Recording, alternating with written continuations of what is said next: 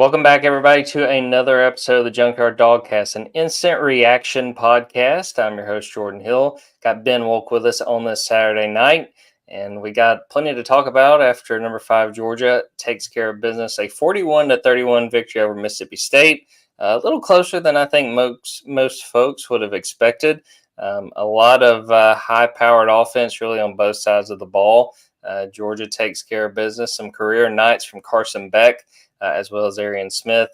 Some missed opportunities on defense in the second half, but we'll dive into it and talk about what's going on. We'll say, for anyone listening after the fact, we're recording at about 10:40 p.m. Eastern time on Saturday night. You might see me and Ben looking to the side, watching some of these later games ending. We may give some instant takes and some thoughts on some of these games. As we're recording this, Tennessee and Florida are just going to overtime, so that'll be fun to listen back to later and see how this thing plays out. But Ben, let's talk about the game that we were at. I would start by saying, offense very productive for Georgia. Some missed opportunities, 2 turnovers, but they got the job done. 41 points. Defense, I think, more to clean up, more issues on that side, but. What were your instant takeaways, the things that kind of stuck with you from how this thing played out in Sanford Stadium? Well, I think it's interesting because, to your point, I think you predicted the score. I think you predicted Georgia would score 41 points, not to steal your thunder on that one, but I'm pretty sure you said that on our Tuesday podcast or in our predictions article. And that was the case. I don't think anybody would have expected Mississippi State to score 31 points. I think that this was the most points that they had scored against an FBS opponent so far this year. There was a moment in the game where, and this was more, the early Carson Beck interception that resulted in this, but it was the first time all year that they'd even been leading a game against an FBS opponent. And so not the types of things that you want to be associated with when you're talking about an opponent that's 1-5 and has struggled a lot so far this year. But I think that it's hard to, when you get to see the whole body of work from the game, it's hard not to be impressed with what the offense did in the game. I wrote about it, but career high night for Carson Beck, 459 yards. Career high night for Arian Smith, 134 yards receiving, 605 yards of total offense. Again, 41 points. I think everybody's happy with 41 points if Georgia's defense, pitches a shutout or hangs 3, 7, whatever. And I think that the reason why anxiety, I feel like, has risen around this football program right now is because a lot of people are looking at these 35-point spreads, 24-point spreads, and thinking this is the version of Georgia football that you're going to be getting. And I think that that's operating under the assumption of a Georgia defense that just hasn't given up a lot of points these last few years. And it sounds like such a simple thing to say, but Georgia's defense just has not allowed points in the previous seasons. And this season, I think that we both probably had higher expectations for this team after week 1 or at least about this defense after week 1 than how it's played out subsequently. But I think it's fair to say at this point that there are fundamental flaws to this defense that have not existed on past defenses. And I think that part of that is injuries. I think that not having Jordan Hall, not having Michael Williams at full health, not having some other guy, Warren Brinson just now kind of getting back, Xavier McLeod just now getting back. You've got Smile Munden out. You've got, defensive backs that are not playing up to the caliber that past defensive backfields have played. And I think you're starting to see holes in a Georgia defense. And what does that mean? I think against Kentucky, it means, they're going to be on the field more than they should be because they're giving up more third downs than you're accustomed to having happen. I think against Alabama, you're going to get hit on a couple of explosives that you shouldn't. I think against Mississippi State, there were just some opportunities that it felt like early Mississippi State was never going to have because it looked like they were going to be completely inept offensively.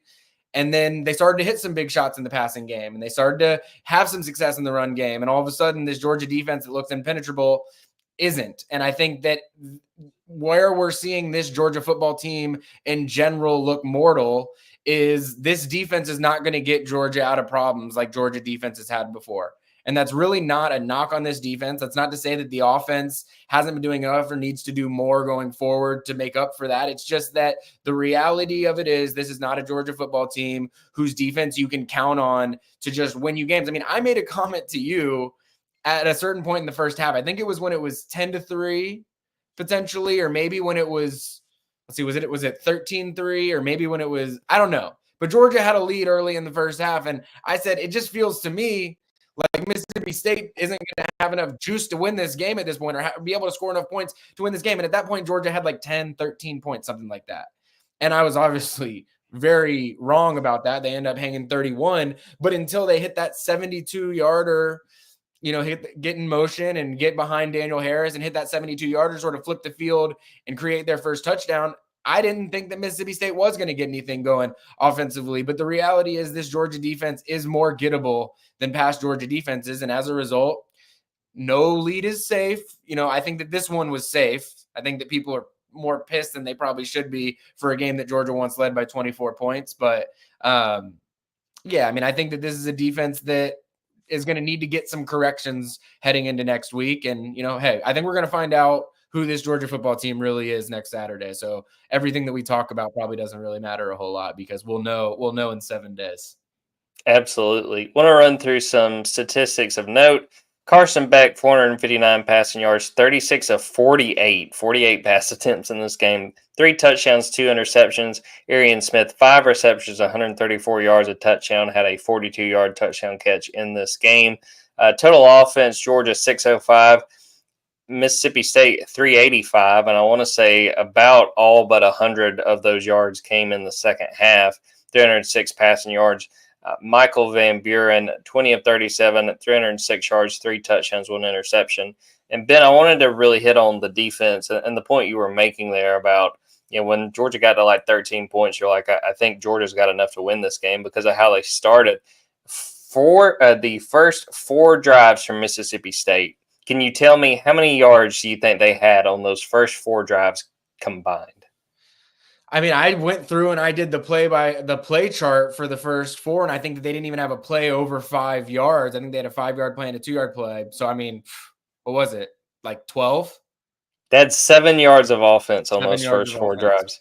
And then I believe that first touchdown drive was like a 75-yard touchdown drive. And to me, in that first half, in the context of that first half, I said, okay, you know what I mean? Like, you're going to hold and you're going to hold. And Georgia had a couple turnovers. It's like, oh, okay, well, that's sort of how it goes. The defense will buckle back down, and they really didn't. I mean, they struggled. Kirby Smart talked about this after the game and the post game of, they really felt like Mississippi State was going to come in here and really try to run the ball and just try to, shorten the game and try to run the ball well. And Georgia locked in on that. And then I give a lot of credit, Ben, to Michael Van Buren because true freshman in a tough situation and had a really rough start. And I think you and I really don't think we were alone in this up in the press box. We're going, oh boy, like this is going to be a long day for Mississippi State just in general because he was off target. I thought he was kind of pressing early. And I think it was a situation where he started slow and it's like sort of internal where it's like, oh man, I really got to make a play. And to his credit, he did, and he played great in the second half and put Mississippi State in a situation where, it's 34-24, I think, early in the fourth quarter. And you're still up there watching going, all right, this is still not quite like, oh, man, Georgia's on upset alert. But it's like, okay, Georgia could really use a drive right here. I think the biggest concern to me, I know that some folks are upset with the offense. 2 interceptions. The first one tipped at the line. There's nothing you can do about that. I mean, it was just a good play by the defender, and Mississippi State falls on the ball. I want to see the second interception. Yeah. I think that pass was intended to Lawson Lucky. I'll let you talk about this in a second, Ben. But Carson was adamant that he thought there was a defensive penalty, either defensive holding or defensive pass interference. I didn't see that live, but I would like to take a look back at it. But I wouldn't be too concerned about the offense from that standpoint. To me, the biggest thing is this defense. I mean, you give up 31 against a Mississippi State team that I think they had 17 at home against Toledo. I mean, by far the most points they put up on a team not named Eastern Kentucky. And I think the biggest thing to me, the biggest concern are 2 things. One, the first touchdown drive, and I wrote about this, so I would encourage folks to go look at this on Dogs 24/7.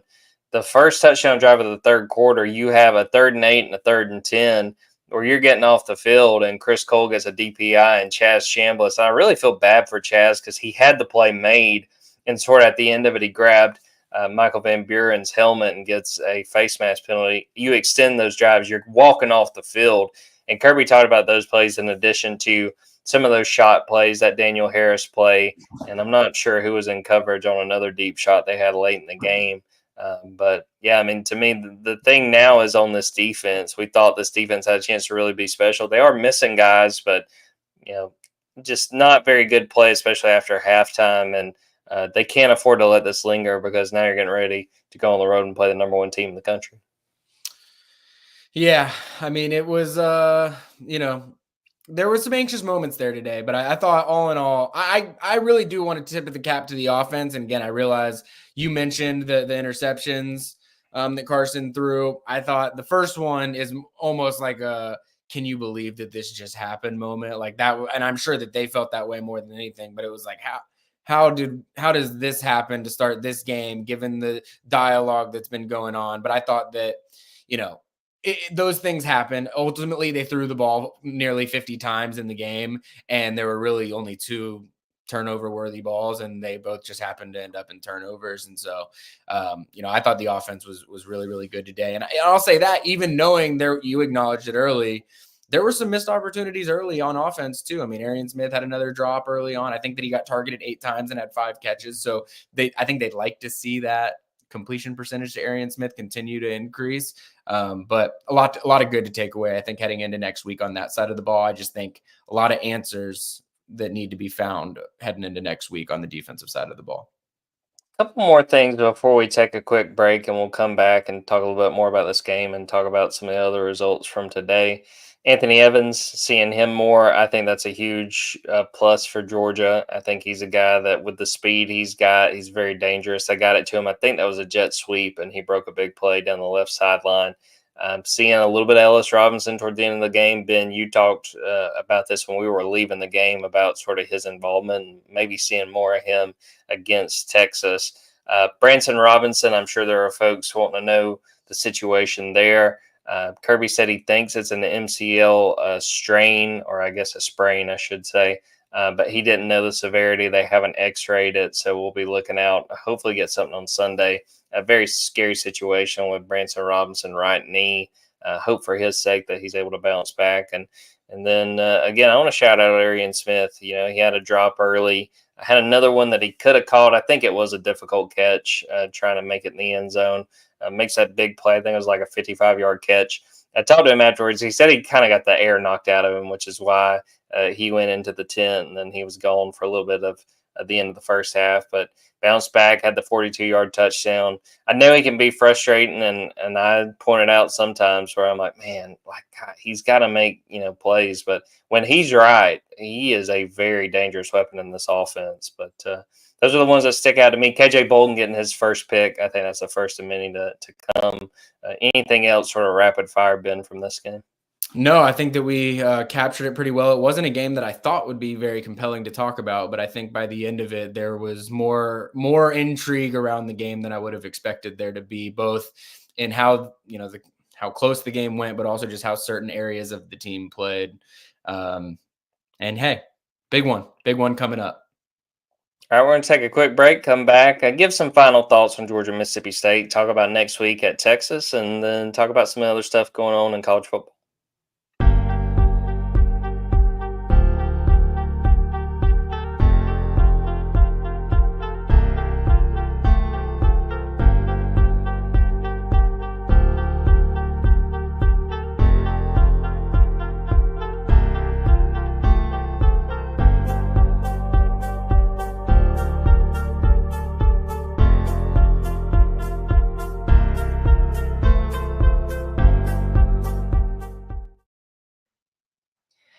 All right, Ben, let's talk and kind of wrap up Georgia, Mississippi State, but use it as sort of a springboard into this next game at Texas. I believe Texas won that game 34-3 today against Oklahoma, getting the bragging rights in Red River.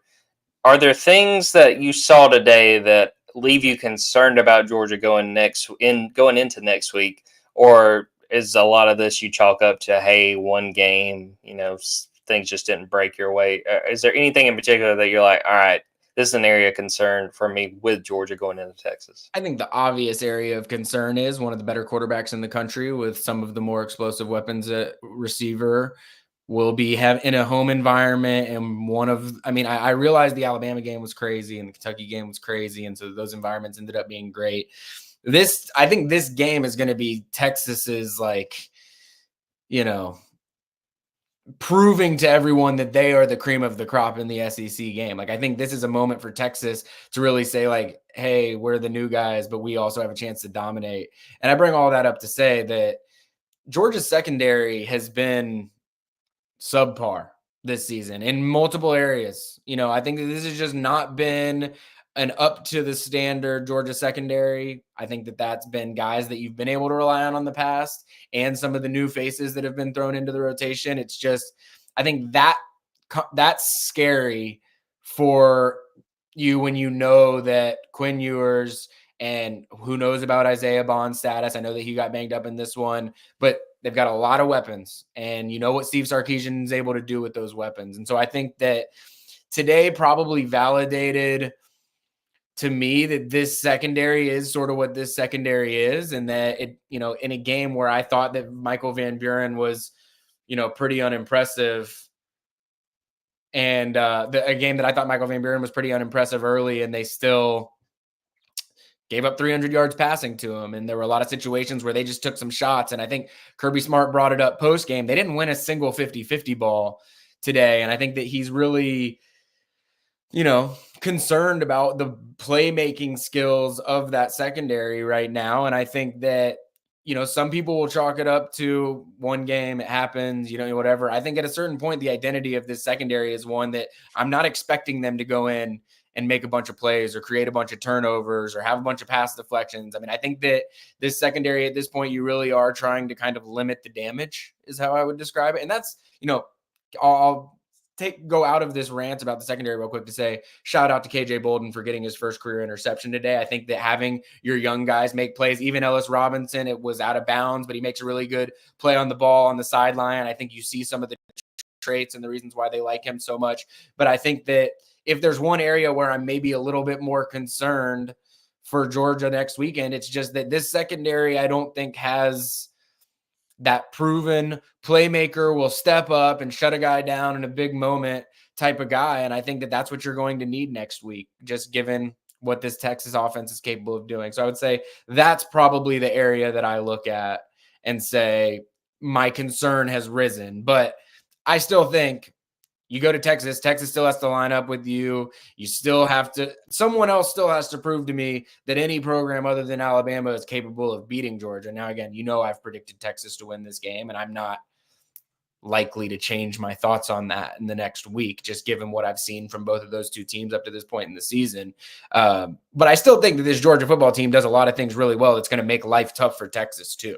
Texas still has to go. It's you hear people complaining about in games that Georgia wins by 10 or wins by 18. And it's people think that they should be winning these games by more, but you're talking about examples of games where teams tried to line up against Georgia and never really stood a chance to win the football game. And so that is the reality of the last 2 weeks as well. There was never a point there might've been points in the last 2 weeks where it's ooh, this moment goes there. This moment goes there. It could start to get a little bit more interesting. I don't think you ever really felt like Georgia was going to lose a football game either of the last 2 weeks. And so, I still have to see someone line up and do that. But I think that if anybody on Georgia's remaining schedule is capable of doing that, unfortunately for Georgia, it's the team coming up on the road. Definitely. And I would second what you were saying on the secondary. The inability to win those 50-50 balls, Texas receivers, if Isaiah Bond, especially if he is good to go, that is significant. And then the other one for me, I didn't think Georgia ran the ball particularly well against Mississippi State. I think Trevor Etienne ended up with 35 yards. Losing Branson Robinson, very significant, but not being able to really get Trevor going. Still waiting to kind of see. Nate Frazier was kind of hit or miss when he was in there.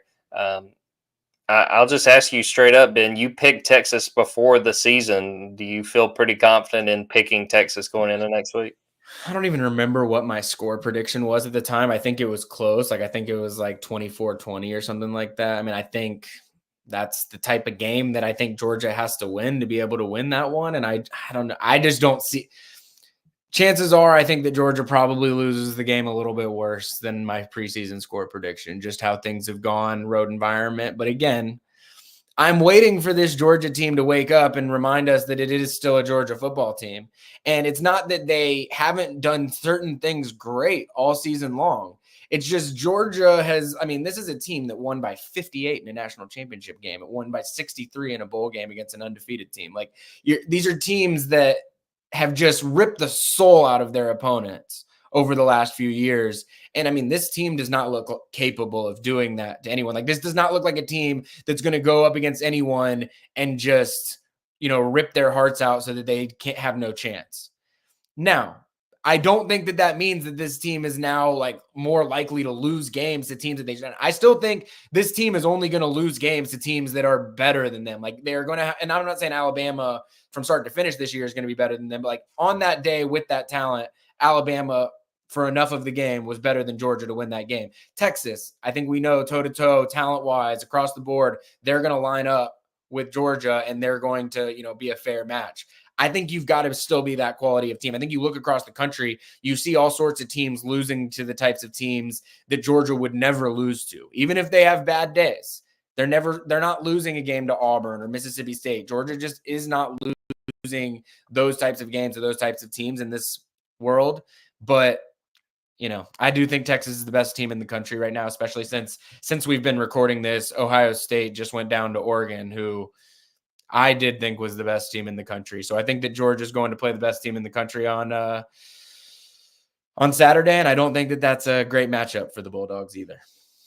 Yeah, I would pick Texas as we stand right now, 27-20. I did during the summer, I had Georgia going undefeated. The closer we got to the season, I was like, it's just not going to happen with Georgia's schedule, and I flipped on the Texas game. But, yeah, that one's going to be super difficult. But, Georgia's going to have their hands full, especially with that game being on the road. Well, Ben, I was kind of hoping I was going to get to surprise you with the Ohio State game. I could kind of see what's been nice about doing this podcast live. I think there's been moments where I've been looking at my phone, it's very noticeable, and then vice versa with you. So let's start with that game. What do you make of Ohio State? Dan Lanning, that's got to be the biggest win of his young head coaching career. What do we make of Oregon winning that one 32-31? I do want to say this, too. I didn't get to watch this, but it was in my group messages. Apparently, Will Howard, veteran, kind of pulled a Nico on the last play. I guess Joe Milton did on the last play. He just ran and slid with no time left and no timeouts. I don't know. I'm surprised. I said it already. I thought Ohio State was the best team in the country. I realized that even if and this is where I think that Georgia fans, maybe they can look around the country and get a little bit of perspective that it's like you could be like, I still think Ohio State could be the best team in the country just because they lost by 1 point on the road to Oregon when they had the ball at the last, at the end of the game and ended up sliding and running out of time. Like, I still think that team is capable of being the best team in the country, but I think it's maybe a good perspective moment for Georgia fans to realize like, it's not going to be perfect. Everybody is catching, slip up spots in a game, and then you get into these big time matchups. And I think this is what hurts the most for Georgia with the Alabama loss is like, if you beat Alabama, you can, a loss to Texas probably doesn't hurt Georgia in any capacity, whether that be playoff hopes or just emotionally. It's like, all right, you already have big wins against Clemson and Alabama, but a loss to Texas, whatever. And I think that's why losing that Alabama game is so big, because now it feels like, I'm not saying Texas is a must win, but it's the type of game where if Georgia wins that one, I think Georgia fans are going to be in a way different headspace for the rest of the year.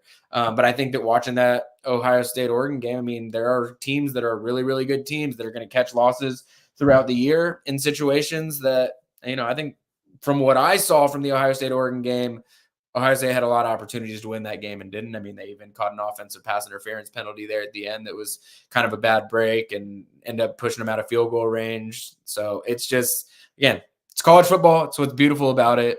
And I am surprised. But to your point, probably the biggest win for Dan Lanning. And, I don't know the history of Oregon well enough to say, but like could you make a case? Maybe one of the biggest wins in Oregon football history. Got to be up there for sure. Some of the other games that I would say maybe that win over Florida State when they pushed Jameis around. I guess that might be the biggest one because I think that was to get to the championship game. But other games today, Alabama barely survives against South Carolina. Y'all, I don't know what is going on. 27-25. They were like a 3-touchdown favorite. So things not looking great in Tuscaloosa. Have to watch Paul Feinbaum again on Monday. Tennessee, I want to talk about this, Ben. Tennessee wins 23-17 in overtime.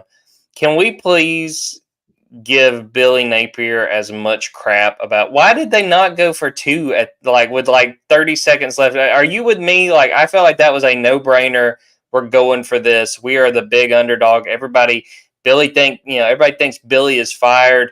We're going to win this game on the road. I thought that was a huge mistake not going for two. Did you feel as strongly as I did? Totally agree. And I actually got into my house as that was happening, and you had just sent out the link for us to start this podcast. And I said, I was like, hey, can we do this after the Florida Tennessee game? Because I thought he was going to go for two, and then they called timeout and they didn't. And I'm like, I think you're right.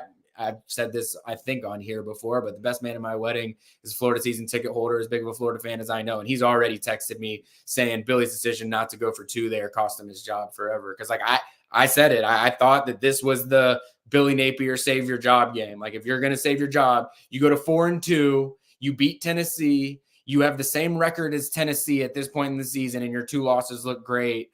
I thought this was his opportunity to save his job, and maybe that's what influenced his decision. Maybe he realized the outcome of win or lose is going to dictate whether I keep it or not. And then if I go for two and we don't get it, I'm probably losing my job. If I kick the field goal, I at least, we got to go line up and do it. I'm with you. I would have gone for two. I think that he probably, in retrospect, wishes he had gone for two as well. I'm putting scared money don't make money on his tombstone. I just, if you say that, come on, play with some guts. Especially on the road, go for two. That was a huge mistake.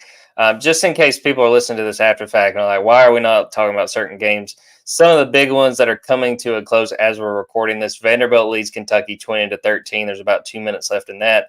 Ole Miss is up 2016 with about 8 minutes left in that one. I didn't want you guys to think we just skipped over those. Those are just not done yet.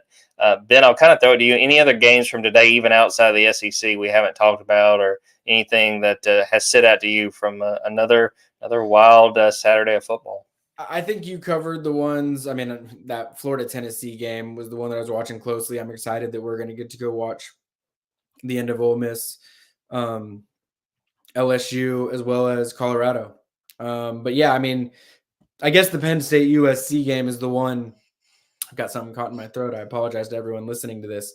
I guess that's the one that I regret that we didn't get to watch more of, because it sounded like it was probably the game of the day. But then I say that, and I just got to see the end of Ohio State, Oregon, and the end of Tennessee, Florida, and those felt like the games of the day too. So I don't know. College football is awesome. Great stuff. All right, let's get ready to close this out. I'll just say parting thoughts from Georgia, Mississippi State. I would tell folks, don't panic about the offense. The offense put up over 600 yards. They made plays. They had a few turnovers. Want to see them run the ball better. Other than that, I think that's fine. And the defense, they're going to be challenged on Saturday. I think that the defense is going to dictate whether Georgia has a chance at Texas, and specifically this secondary. They got picked on against a Mississippi State offense that, frankly, has not shown life a lot of the time, especially to defend them. They're going without Blake Shapen, the guy that was going to be the quarterback, the Baylor transfer, and they have to turn it over to a true freshman. All right, defense, answer the challenge. Secondary, y'all have got to get more hands on the ball. You got to make some more plays. You got to win those 50-50 battles. They've had trouble going back to that Alabama game. The secondary is going to determine whether Georgia has a chance in this game in Austin on Saturday night. All right, Ben, any parting thoughts on Georgia, Mississippi State? I know I can barely even speak at this point. I barely got through my last monologue, so I'll let you take it away from here. That's why they pay him the big bucks. See, his words earlier, they speak for themselves. We will close out the episode. I appreciate everyone who tuned in live, everyone who's watching and listening to this after the fact. Go to dogs247.com. We got all kinds of stories out of that Georgia-Mississippi State game. Let's get out of here. Let's go watch the end of these games. Go subscribe to our YouTube. Go subscribe to our TikTok. And let's go into this night with some more fun finishes to another great week of college football. So for Ben Wolk, I'm Jordan Hill. Until next time, take care, everybody.